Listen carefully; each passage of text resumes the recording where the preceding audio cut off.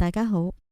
你想象下一間房，原本住2個人好舒服，但如果突然湧入10個人，大家就會開始爭位坐、爭嘢食，最後就會打交。人類歷史就係咁，當人口多過土地可以提供嘅資源，或者一場天災令糧食減產，戰爭就會變成一種生物本能。歡迎返嚟讀書日誌。今日我哋要傾一個好沉重，甚至有啲恐怖嘅話題。點解人類會互相殘殺？係因為宗教、政治定係利益？ Richard Overy 喺佢呢本 Why War 入面俾咗一個最冷酷、最令你唔舒服嘅答案。因為生態，佢話人類嘅文明只係一層好薄嘅糖衣。當土地養唔飽人嘅時候，我哋同原始森林入面爭食嘅野獸係冇分別。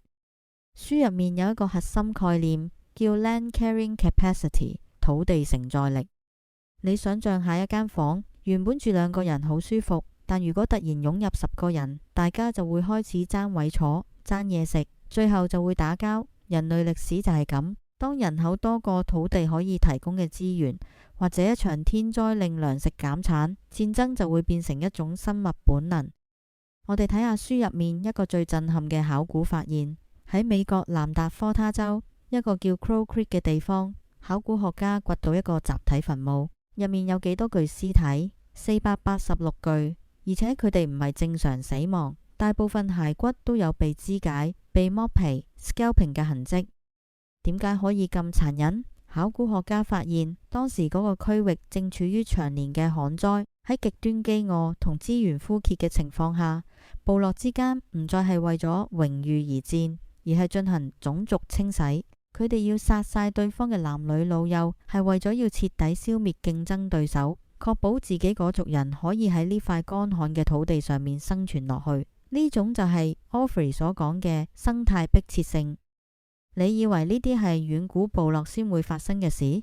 錯。Overy 指出，20世紀納粹德國嘅 Lebensraum 生存空間理論其實就係呢套原始邏輯嘅現代化變種。希特拉覺得德國人係一個物種，如果唔向東擴張去搶蘇聯嘅土地嚟種糧食，德國人就會生理性地滅亡。呢種將戰爭生物化嘅諗法，將屠殺變成咗一種所謂嘅生存必然。所以戰爭好多時唔係因為我哋邪惡，而係因為我哋恐懼，恐懼資源不足，恐懼生存空間被壓縮。睇完呢集，你會發現和平嘅前提其實係資源嘅充裕。資源安全等於國家安全 ，resources 等於 peace。當你見到某個地方出現嚴重乾旱或者糧食危機，你要預測到嗰度好快會爆發戰爭。歷史話俾我哋聽，胃口 stomach 決定咗槍口 gun。警惕生存空間的論調 be wary of living space rhetoric。當任何領袖開始用我哋需要更多土地資源嚟保障民族生存嘅時候，佢其實係將人類退化返去 Crow Creek 嗰種原始屠殺嘅邏輯，我哋必須要警惕。重新審視文明 The fragility of civilization。 文明唔係理所當然，佢係建立喺穩定的生態同充足嘅資源上面。如果氣候崩潰，我哋引以為傲嘅道德觀可能喺1-2次失修之後就會崩塌。多謝大家陪我讀完呢段沉重嘅歷史。Richard Overy 提醒我哋，如果人類唔識得處理同土地嘅關係，我哋隨時會退化，返去1萬年前嗰種爭奪資源嘅慘劇。